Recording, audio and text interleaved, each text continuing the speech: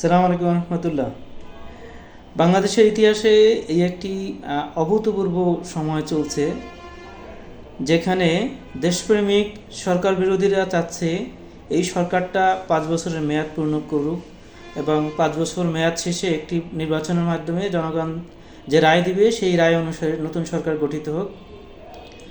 অথচ সরকারের ভিতরে একটি ক্ষুদ্র অংশ, যারা বিদেশের থেকে নিয়ন্ত্রিত, তারা চাচ্ছে এবং যাদেরকে এই সরকার বন্ধু মনে করছে, এই মুহূর্তে জনগণ এবং জুলাই বিপ্লবীদেরকে শত্রু মনে করে যাদেরকে এখন বন্ধু মনে করছে, তারা চাচ্ছে সরকার দ্রুত পড়ে যাক।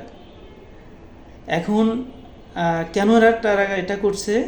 কারণ সেই সরকারের নতুন বন্ধু যারা, তারা মনে করছে এই সরকার যত দ্রুত পতন হবে, পালিয়ে যাওয়া পুরাতন হত্যাকারী ফ্যাসিস্টরা দ্রুত ক্ষমতায় ফিরবে।